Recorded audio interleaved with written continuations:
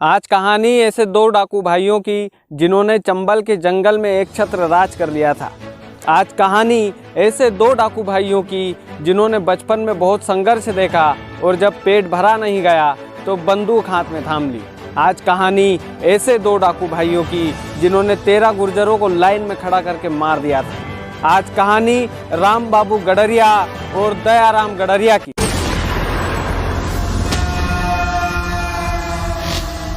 दरअसल राम बाबू गडरिया और दयाराम गडरिया की ये कहानी जो है वो गरीबी से जुड़ी हुई है। गरीबी से कैसे चंबल तक का सफ़र दयाराम गडरिया और राम बाबू गडरिया ने पूरा किया, इस पूरी कहानी को देखेंगे तो आप जानेंगे। दरअसल राम बाबू गडरिया और दयाराम गडरिया दोनों भाई के माता पिता जो है बचपन में गुजर गए थे और बचपन में गुजरने का कारण ये था कि 15 साल की उम्र तक दोनों भाइयों ने भीख मांगकर काम किया और ऐसी ज़िंदगी देखी जो एक भिखारी की भी नहीं थी। 15 साल के बाद वो छोटी मोटी चोरियों को अंजाम देने लगे और जब छोटी मोटी चोरियों को अंजाम देने लगे, छोटी मोटी लूट को अंजाम देने लगे, तो उनकी ये आदत कभी छूटी नहीं। वो इस काम को लगातार करते रहे क्योंकि उनकी मजबूरियों ने ये जान लिया था कि अगर चोरी नहीं की तो भीख मांगना पड़ेगी और अगर भीख मांगी तो पेट ठीक से भर नहीं पाएगा। तो दयाराम गडरिया और राम बाबू गडरिया ने इसी फील्ड को चुना और बन गए चंबल के जंगलों के खूंखार डाकू। इतने खूंखार डाकू कि पान सिंह तोमर को भी उन्होंने पीछे छोड़ दिया था। इतने खूंखार डाकू कि ददवा, बबली कोल जैसे खूंखार डाकू अपनी कमेटी बनाकर उन्हें मारने का प्लान बनाने लगे थे। दरअसल मध्य प्रदेश के ग्वालियर जिले का गांव है हालसी और हालसी के ही रहने वाले थे दयाराम गडरिया और राम बाबू गडरिया। गडरिया परिवार की ये दोनों नस्लें, ये दोनों लोग इतने खूंखार डाकू बने कि चंबल के जंगलों में इनके नाम की तूती बोलती थी और गुर्जर समुदाय के लोग नागर गुर्जर और गडरिया समुदाय के लोगों में इस कदर तकरार हो गया था कि वो दुश्मनी मरते दम तक कभी भी ख़त्म नहीं हुई। दरअसल राम बाबू गडरिया और दयाराम गडरिया की आदत जो है वो चोरी चकारी की बन गई थी।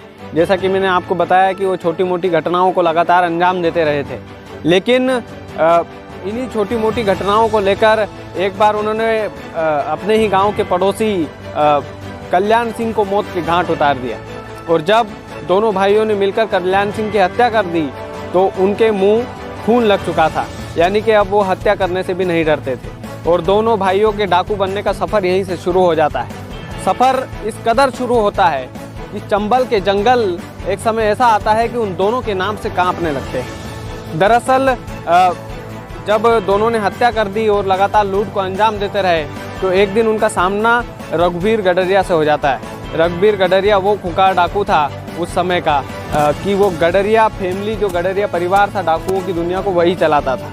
तो दोनों भाइयों ने, राम बाबू गडरिया और दयाराम गडरिया ने रघुवीर गडरिया को ज्वाइन कर लिया था। उसकी गैंग के साथ वो जुड़ गए थे। रघुवीर की गैंग ज्वाइन करने के बाद दयाराम और राम बाबू ने जुर्म की दुनिया में कुछ ऐसा खेल खेला कि पुलिस उनके दोनों के पीछे हाथ धोकर पड़ गई थी। दरअसल इन दोनों ने इतनी वारदातों को अंजाम दे दिया था कि पुलिस की नाक में दम हो गया था। सीनियर अधिकारी पुलिस के ऊपर प्रेशर डालते थे और ये काम रोज का हो गया। पुलिस ने अपने ऊपर प्रेशर आता देख राम बाबू गडरिया के मौत की खबर मीडिया को दे दी और जैसे ही मीडिया को मौत की खबर मिली, पूरे देश में ये ऐलान हो गया कि खूंखार डाकू राम बाबू गडरिया की मौत हो चुकी है।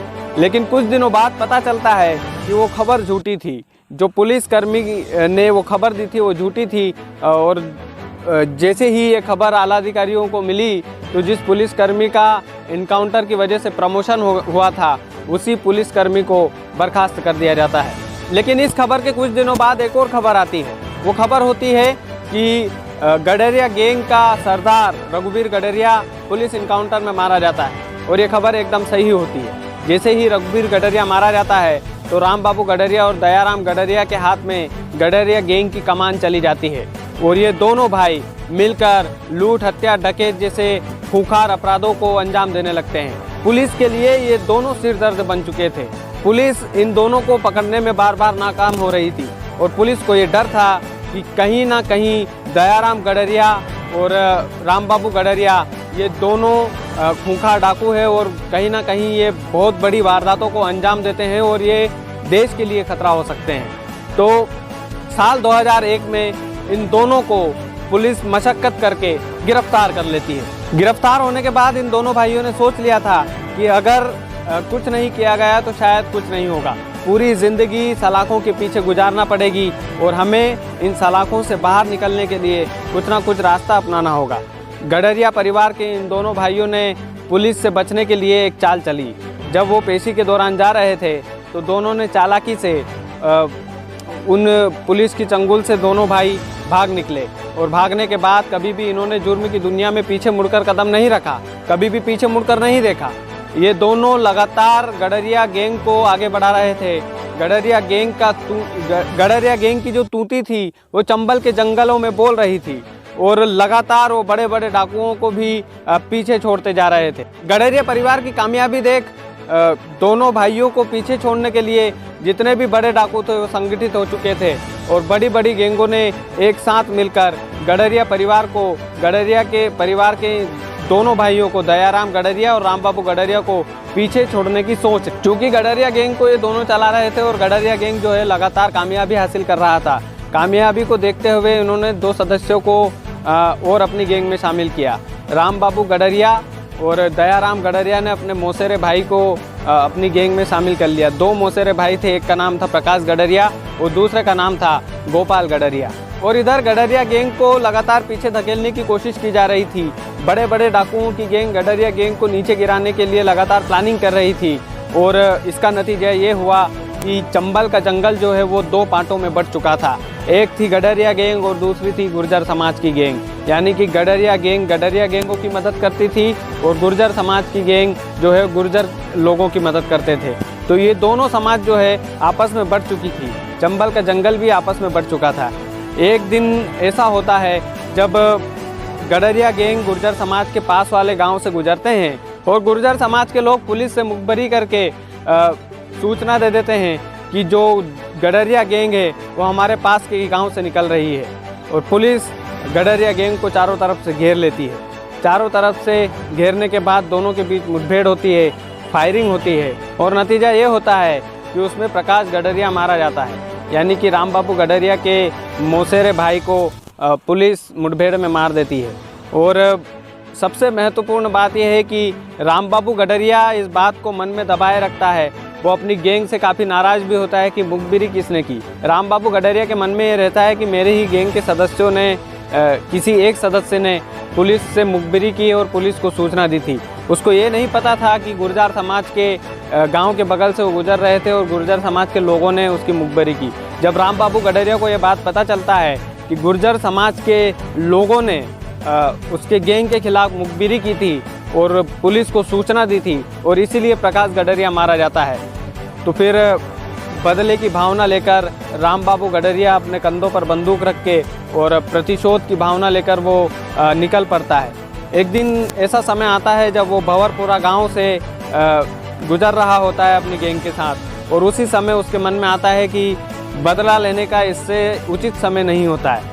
तो जिन जिन लोगों ने पुलिस को सूचना दी थी उन लोगों को गांव के बाहर निकाला जाता है और गुर्जर समाज के 13 लोगों को लाइन में खड़ा किया जाता है और 13 लोगों को ही गडरिया गैंग का रामबाबू गडरिया गोली से उड़ा देता है। ये गुर्जर समाज नागर गुर्जर है और नागरों की तूती बोलती थी उस गांव में, गुर्जरों की तूती बोलती थी नागर गुर्जर की।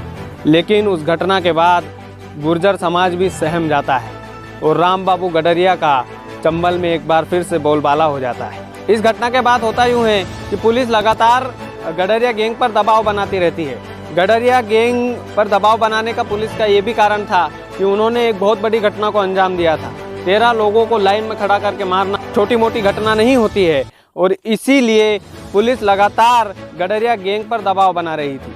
गडरिया गैंग ने ज़्यादा दबाव देखकर पुलिस के सामने आत्मसमर्पण करने की सोच ली थी और आत्मसमर्पण जब उसने करने की सोची तो उसने पुलिस के सामने कुछ शर्त रखी। शर्त इस तरह की थी कि उनको जेल में ही सूमो कार चाहिए घूमने के लिए, लग्जरी टीवी चाहिए, अच्छा बेड चाहिए, हर महीने देसी घी चाहिए खाना खाने के लिए, उनके लिए मसाज करने के लिए 2 अलग से लड़के चाहिए। पुलिस के लिए ये शर्तें स्वीकार करना संभव नहीं था और इसीलिए पुलिस ने इन शर्तों को स्वीकार करने से मना कर दिया और गडरिया गैंग भी आत्मसमर्पण करने से मना कर देता है। जुर्म की दुनिया ऐसे ही चलती रहती है, लगातार दोनों भाई बड़ी बड़ी वारदातों को अंजाम देते रहते हैं, लेकिन पुलिस मुठभेड़ में एक दिन दयाराम गडरिया मारा जाता है और दयाराम गडरिया के मरने के बाद राम बाबू गडरिया जो है डिप्रेशन में चला जाता है और वो अपने भाई की मौत की खबर सुनकर टूट जाता है।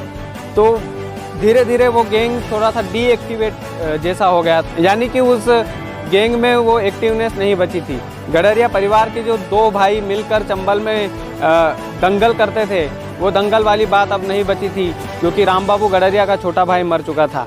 और लेकिन फिर भी राम बाबू गडरिया उस गैंग को चलाने की कोशिश करता है, कुछ दिनों तक वो गैंग चलाता भी है, लेकिन चूँकि इतने मन से वो गैंग नहीं चला पाता है, उसके भाई की मौत की खबर उसके लिए डिप्रेशन का कारण बनी थी और इसीलिए राम बाबू गडरिया भी एक दिन पुलिस मुठभेड़ में मारा जाता है। और इसका कारण यही था कि उसके भाई की मौत अगर नहीं होती तो शायद राम बाबू गडरिया आज भी जिंदा होता, शायद दयाराम गडरिया आज भी जिंदा होता। और कारण उसके भाई की मौत थी, इसलिए वो ठीक से काम नहीं कर पा रहा था, उसका दिमाग काम नहीं कर रहा था और राम बाबू गडरिया भी जो है एक दिन मौत के घाट उतार दिया जाता है। तो ये दोनों भाइयों की कहानी थी, गरीबी से उठकर कैसे चंबल के जंगलों में एक छत्र दोनों भाइयों ने राज किया और आज भी ग्वालियर के लोग दोनों भाइयों को बहुत मानते हैं। ग्वालियर के लोग दोनों भाइयों को की कहानी को बड़े गर्व से सुनाते हैं और उन्हें बड़ा गर्व महसूस होता है। लेकिन क्रिमिनल की दुनिया, जो क्राइम की दुनिया है, वो ऐसी ही होती है, एक ना एक दिन अंत होना रहता है। तो दयाराम गडरिया और राम बाबू गडरिया भी एक दिन ईश्वर को प्यारे हो जाते हैं।